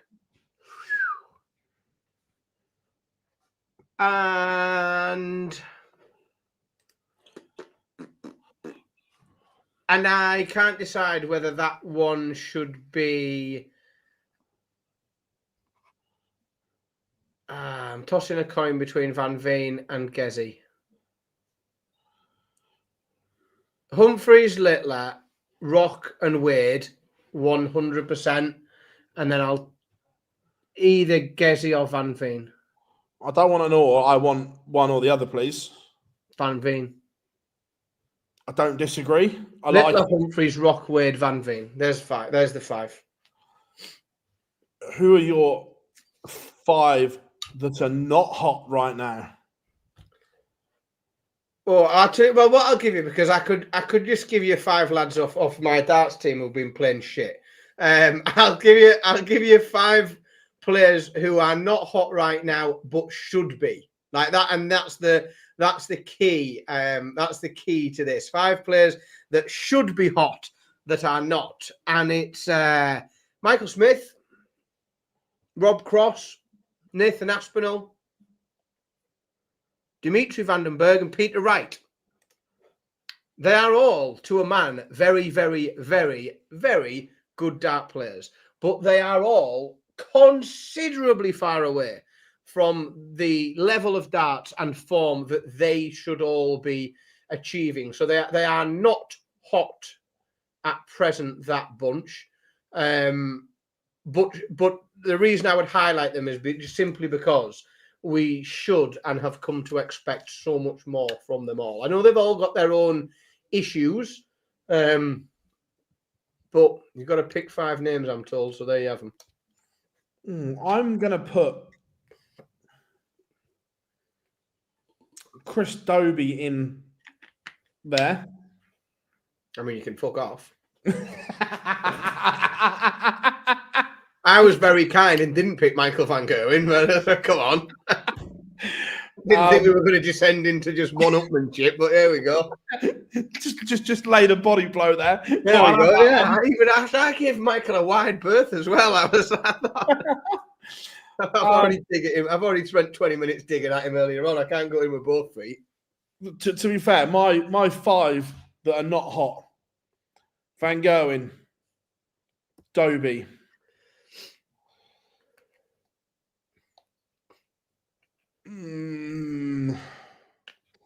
Cross, Chisnell, and Vandenberg. No, Cullen. Yeah, I mean, unfortunately, Phil, you could quite easily probably rattle off. You could do 10 comfortably, couldn't you? Yeah. You could do 10 not hots comfortably, and you'd probably still be left at the end thinking, oh, and him. You know, unfortunately, at the minute, there are quite a few big players that we should have, and we have become accustomed to expecting a lot from, that are not at the races. But it's not all bad, that, because like we said all along, that there is a number of players very, very willing and able to immediately step in to those positions at the top of the game, and we're seeing some really impressive stuff from them. So, you know, swings and roundabouts. Right. Everyone's favourite TV tournament returns this weekend from the AFAS Arena in Amsterdam. It is the 2025 Jacks Casino's World Series of Darts Finals, bringing to an end this season's wonderful World Series of Darts. Did I sound convincing then? I'm on. I didn't know we were being sponsored again by the pretty. What he said, great stuff. How much are they paying us? Like what? Section the post, lads, is it? No. Again, like the idea of this being mentioned, the idea of it, the fact that it's ranked is fucking insulting to my intelligence. Like it's not ranked. Sorry, apologies. The fact that people talk about it like as a major, like, oh, that it even counts, because it can't and doesn't count. It's silly. However, I quite like the draw, you know. Like, again, and this is the darts fan that, like, you'll look at darts matches, no matter how silly you think it is, you'll get to the bracket and think, "Well, I tell you what, that looks worth a watch. That looks good." You know, and I think the draw's quite nice. I don't think there's a lot in there in terms of an upset. And when I say that, I'm not talking about, you know, the likes of, you know, those that, you know, I'm not referring to Simon Whitlock and the others that aren't holding tour cards, Johnny Tata et al. I just mean, like, I can't see anyone touching those that are currently playing better than everybody else. I think they'll just piss through it. But there's some games in there that I think look super naughty and quite fun. You can't not look at a first round match between Luke Humphries and James Wade, because they are, you know, for me, in terms of form, 2 of the top 3 in the world for form. And the fact that they're meeting in an opening round match is, like, harsh on both of them to have to play each other there. I think if Wade gets at him, I look at that bracket and I think he pisses through to the semi-final. Right. I really do. We'll come to that in a second. Your 8 seeds are as follows: Stephen Bunting, Luke Littler, Gerwen Price, Luke Humphries, Rob Cross, Chris Dobie, Nathan Aspinall, and Mike Decker. Your qualifiers off the World Series order of merit: Damon Heta, Michael van Gerwen, Josh Rock, Peter Wright, Johnny Clayton, Raymond van Barneveld, Kevin Dutz, Jermaine Watamina, Danny Lauby, Jason Brandon, Christoph Ratajski, Hopai Puhau, Simon Whitlock, and Johnny Tata. Your 4 next off the main order of merit: James Wade, Dave Chisnell, Ross Smith, and Danny Noppert, with a little asterisk there to remind everyone that Gary Anderson did not take up his invitation. And then coming through the qualifier was Gabriel Clements, Cameron Menzies, Wessel Nyman, Luke Woodhouse, Joe Cullen, and Cor Decker. That is your field for the tournament.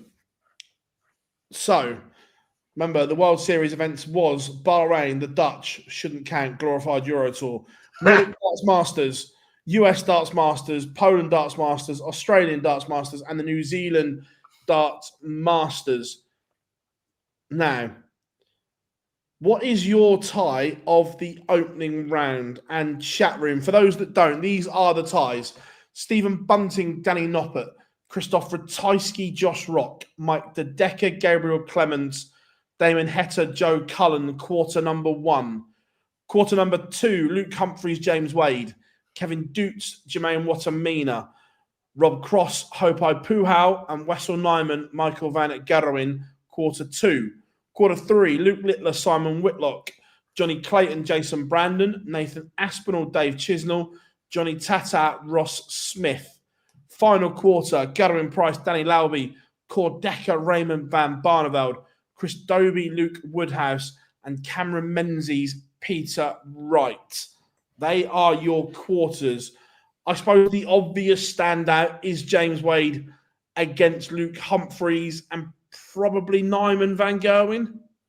Yeah, like I was going to say, I wasn't going to talk about Humphries and Wade again because I've done it 2 or 3 times already. I think Nyman van Gerwen's really interesting because of whatever happens. I think that game, I think if Michael beats Wessel, and I think that he's off to a really good start, he's got a winnable second round game.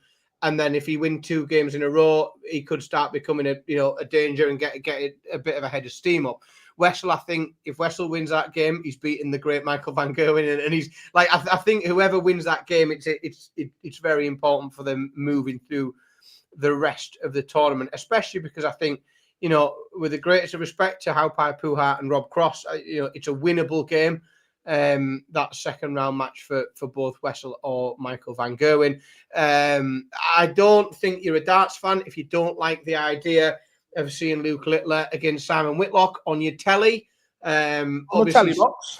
Or, obviously Simon not on the telly anymore, depending on what you're watching and where he's appearing. But, he's not regularly on big events on the telly. The idea of Simon popping back up, rolling back the years and playing the world champion, I think is pretty cool. And again, if you're a darts fan, you'll probably be excited about that. I think the sleeper in terms of like a game that could be interesting is I think Aspinall and Chisnell. It'll be shite or brilliant, and it'll either be very, very, very bad or it'll be superb. I think that one. But I'm interested to see it. Like I'll that's one that has at least caught my attention. I think Dobie and Woodhouse is going to be a tough one, as is Menzies and Peter Wright. I think that could be that little quarter there. I think you might Gezzy's had a fucking stroke in that draw, I think. Like he is in fucking luck, that bloke. I can't see Gezzy not getting to the semi-final. I think you could give him a 2-leg handicap, but I think he pisses through. I think he has had some amount of luck with that quarter that he finds himself in. It's a nice little draw for Gez. Yeah, he's gonna. I just think he's gonna walk away with that quarter.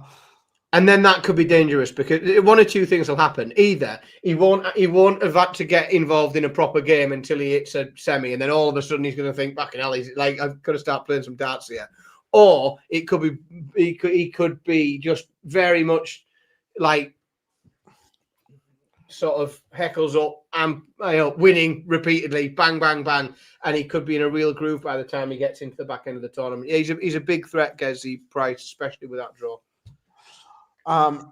So I would like your winner of each quarter. Chat room, get involved as well. Quarter number 1, Bunting, Noppert, Ratajski Rock, the Decker Clemens, Heta against Cullen.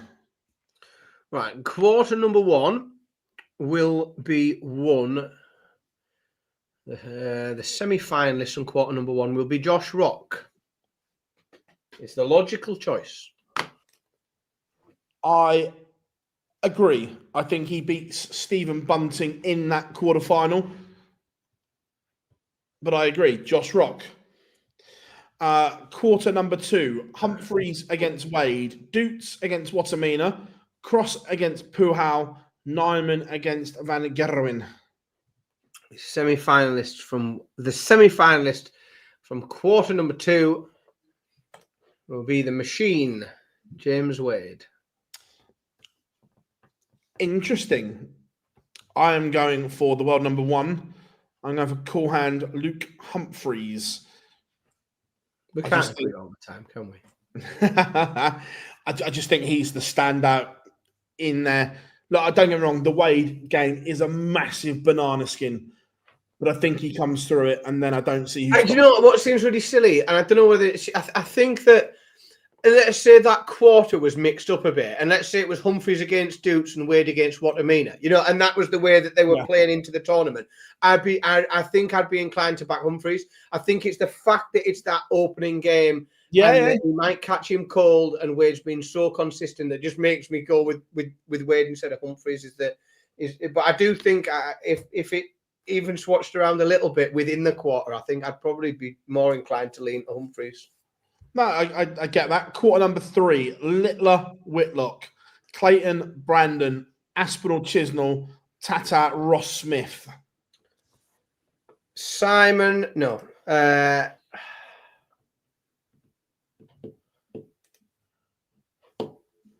Oh, go on, Dan. Be brave. Johnny's not in that quarter. Oh no, sorry, he is. But I was looking at the wrong one. Yeah, I was looking at the wrong bit. When I thought it was. I'd been dead brave then. You made me think, you made me question. I was like, shit. It's very rare that I pick against the boy wonder. Very rare. He's just Johnny's got a bit of summer, and he's there. It's there. It's there, and it's not. But it's there more than it's not. Yeah, Johnny. I think Johnny Clayton, semi-finalist. I'm going boy wonder. We're mixing it up. Bottom quarter. We'll say it anyway, but I think I know who you're going to say. Gerwen Price against Danny Lauby, Cord Decker, Raymond Van Barneveld, Chris Dobie, Luke Woodhouse, Cameron Menzies, Peter Wright.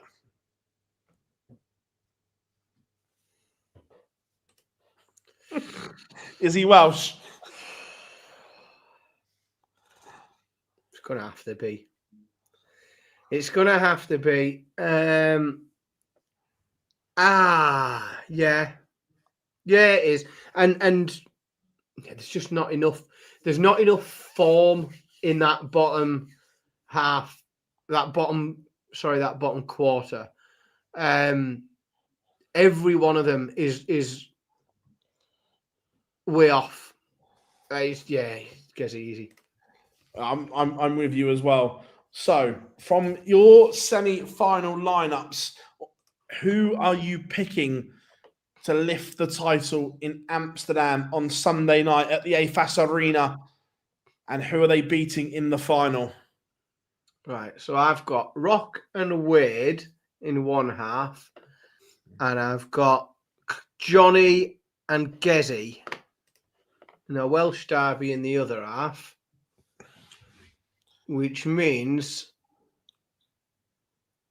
Gezi beats Johnny and is beaten in the final by James Wade.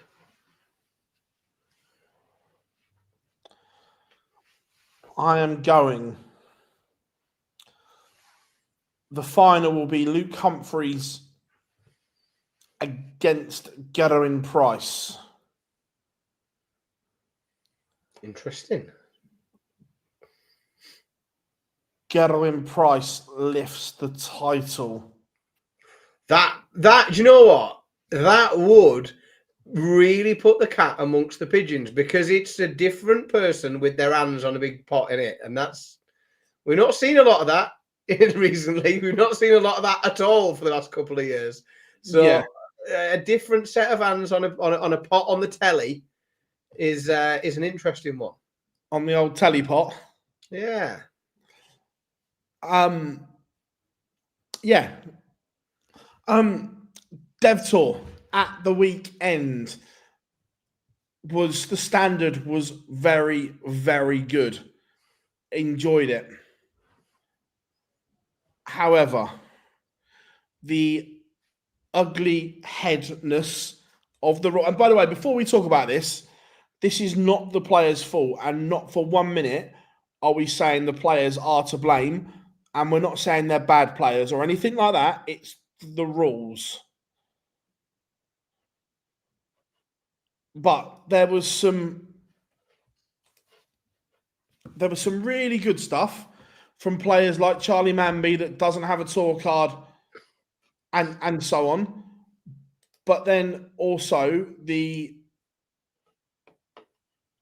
clinical edge of people like Cam Crabtree, that tour experience came to the front. I think it's fair to say. Yeah. It's a it is a tough one, isn't it? I'm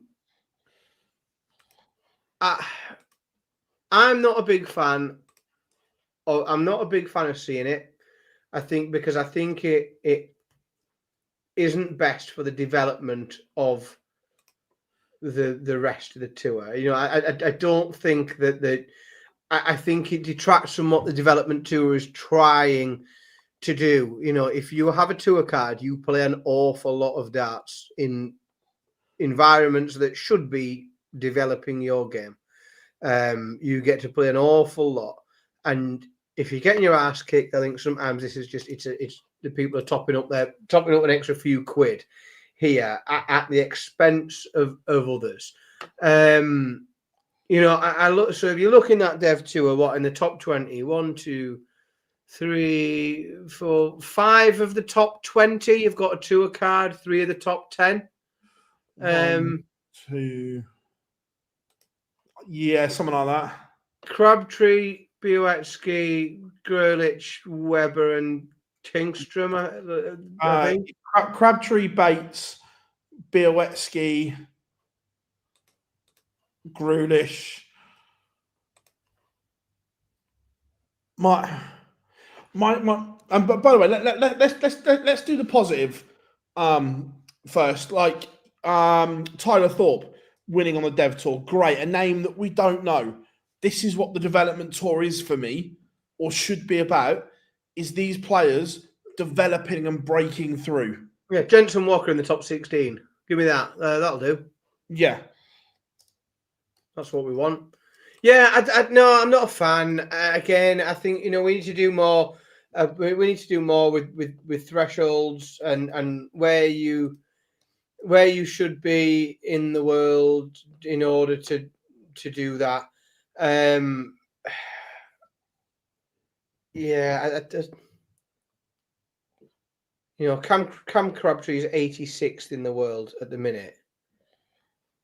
Is he, you know, realistically, what is he going to do, and is he going to make that top 64? This is his first year on tour, remember? So yeah. So that's what I'm thinking, is like, where is he going to get out? Realistically, in his first year on tour, he is on course to be in the top 64, by next year. If you look at what he's earned, if you just take a mean average of his earnings in the time that he's had a card for, then he is going to get in that top 64. And then he's out of the Dev Tour. But then we can all see that. We can see it now. And then that's sort of a bit frustrating because he's going to keep picking up a few quid all the way through.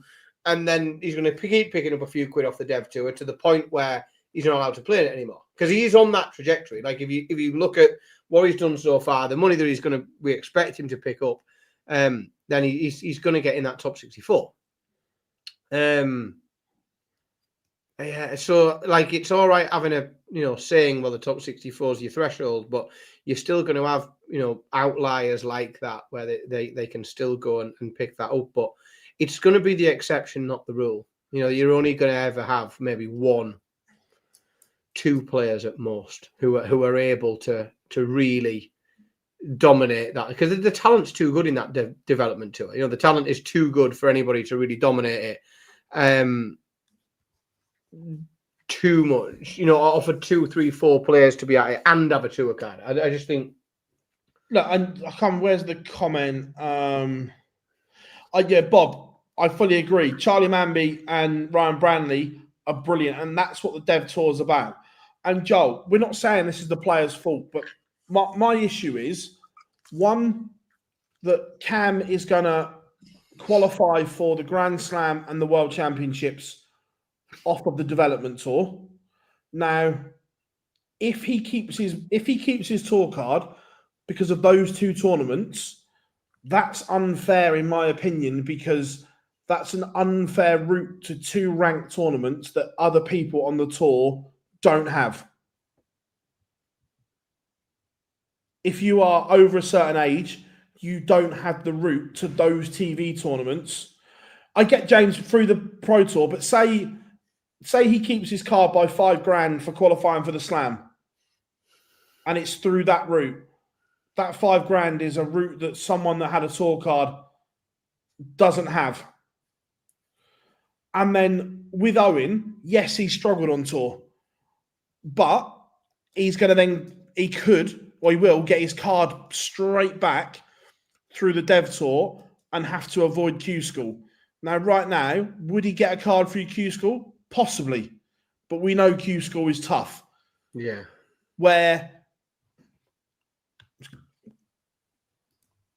I'm just going to pick a name off here. Florian Hempel loses his card. He has to go to Q School because he didn't have that luxury of the Dev Tour as a backup. Yeah. And that there's always going to be something in that just doesn't feel quite right. Well, and the other one is that obviously Matt Campbell could have got a Grand Slam spot through winning the North American Darts Championship, but was unable. That spot wasn't able to go to him because he's been on tour for over 3 years, over that 2-year period. But the Dev Tour can have the Slam spot. Silly. I'm not a fan. No, silly. Can't have it always, can you? Yeah. And don't get me wrong, the PDC have done a great job recently on closing loopholes, but there are still a few that need to be closed. For me, the great news is, all bar some mathematical miracle, we are going to see Bo Greaves on tour next year. Yep. Well, we are. I mean, let's work on the assumption she accepts the tour card. I'd say, but barring some mathematical miracle, Bo is going to be on tour. She's definitely going to be there. Yeah, I think it's a good thing.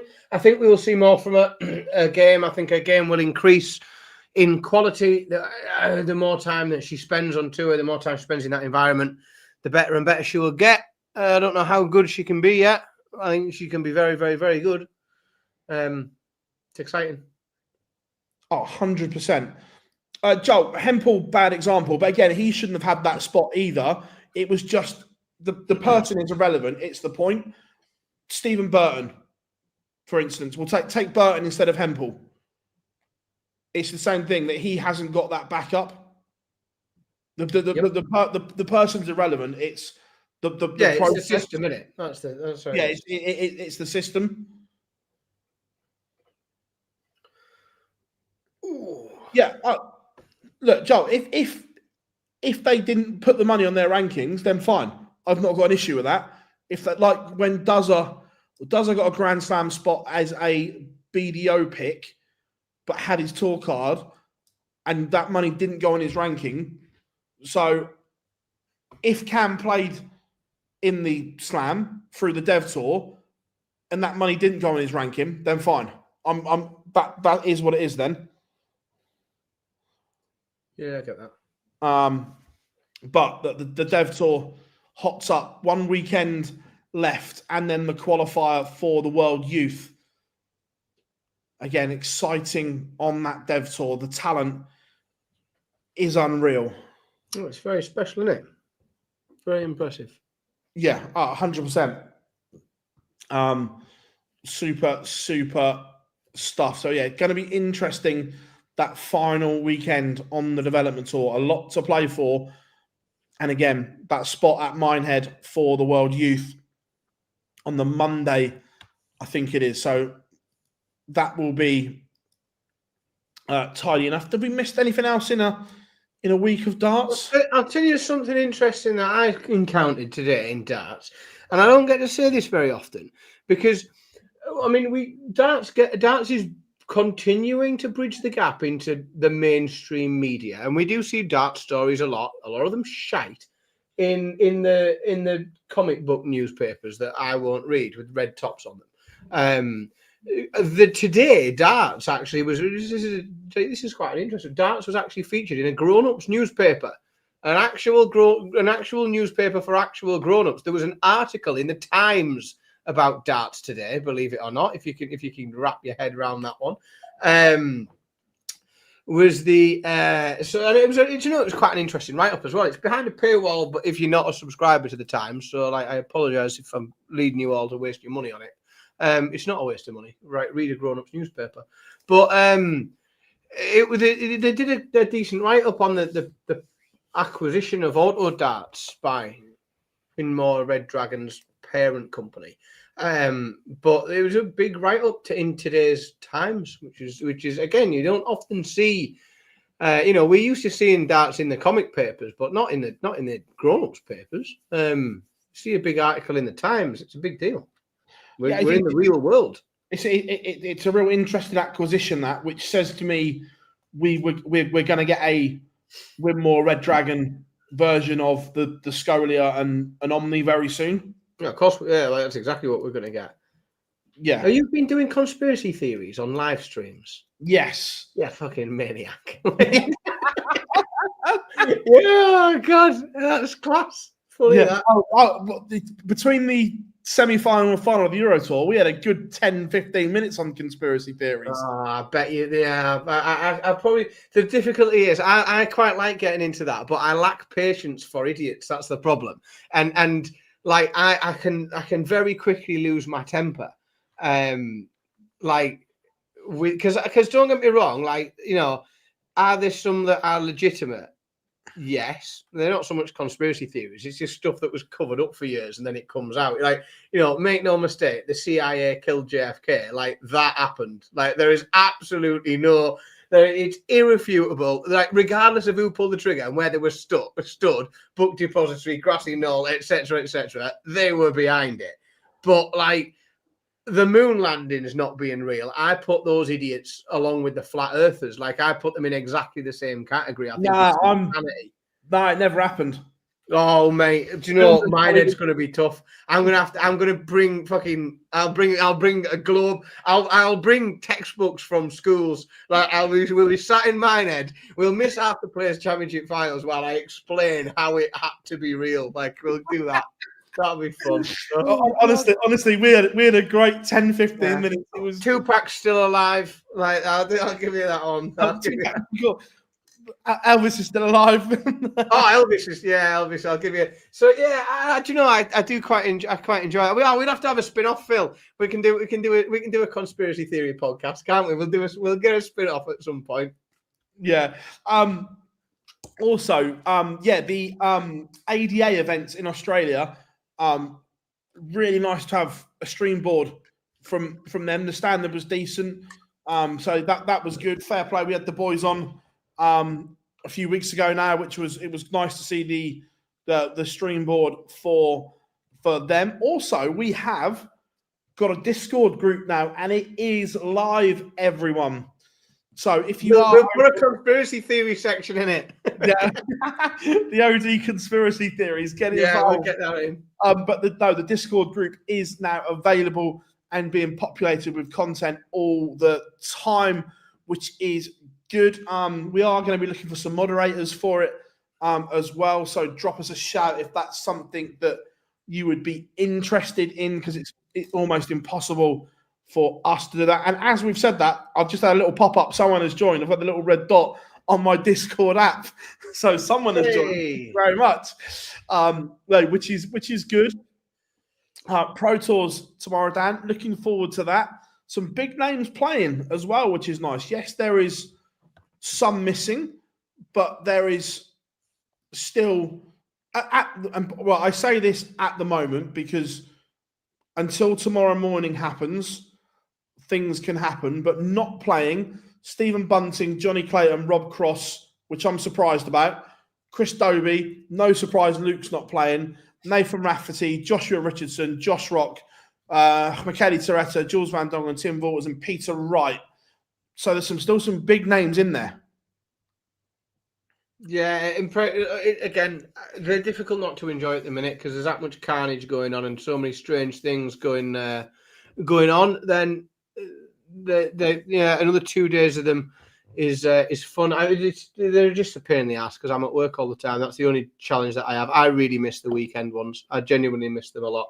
Mainly, firstly, because I don't get to be on the stream, and secondly, is I genuinely don't even get to pay enough attention as to what's actually happening, just because they are normally on a time where I'm having to fulfill my obligations to my employer, sadly.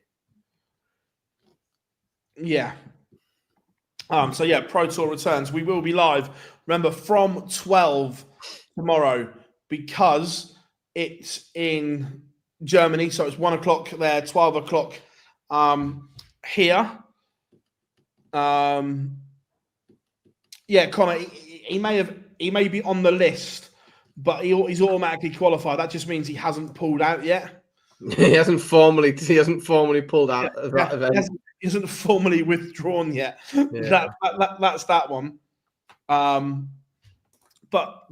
look, we've got 60 seconds left, haven't you? You've got a guest to announce.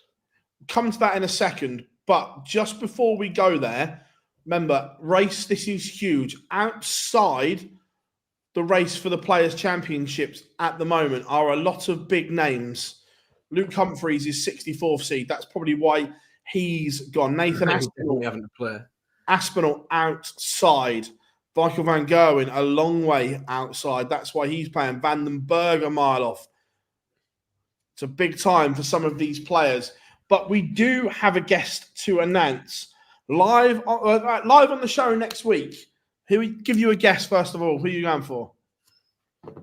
Oh, I don't know. You've surprised me a few times recently. Bearing in mind, this person has never been on the live lounge before. Here's my guess, right? I'll be wrong, but I'm thinking of who they would be disappointed if I wasn't here, of course, as well. My guess is Peter Manley. Incorrect. Oh. I would have literally changed my flight for that. I'd have either changed my flight or I would be doing the show from Dubai while I'd be stopping on. Yeah, 100%. Joining us on the live lounge for the first time next week is the one and the only heavy metal. Mr. Ryan Searle is on the show next week. That's a good. You know what, Philip? You continue to deliver on the guest front. You continue to deliver. I hope you're going to work on some sort of heavy metal intro for. Are you going to get rock music for him? Yeah, we'll get something sorted out. Not from up. You find something. We'll find something. Yeah. Find some royalty-free rock music somewhere that you can play around with. Yeah, it's a cracking out. What a good announcement. What a good guest. You continue, as I say, to spoil us with the caliber of guests that we're getting on. That's ace. Yeah, still working on some others to get on as well. It's nice to know you're not going to be on your own while I'm sat in 40-degree heat enjoying a little break. Oh, I wouldn't want to be sat in 40-degree heat. I'm quite happy in this nice ginger-friendly weather that we're now entering. Yeah, it's not. It's why I can't take Mrs. S. You see, I've had to say to her, I'm sorry if it's just me on me. I can't take a ginger over there, can I? Not a chance. No. But everyone, thank you so much for joining us. It's been an absolute top show this evening. This will be available as an audio only in the morning. And remember, we will be live at 12 noon for the Pro Tour tomorrow. So make sure you hit that like and subscribe button and turn those notifications on for when we go live. Dan won't be here next week, but don't worry, we have a replacement and a guest all next week. But I've been Phil Bars, Dan Simpson. We have been the Online Darts Live Lounge, and we'll see you all very, very soon.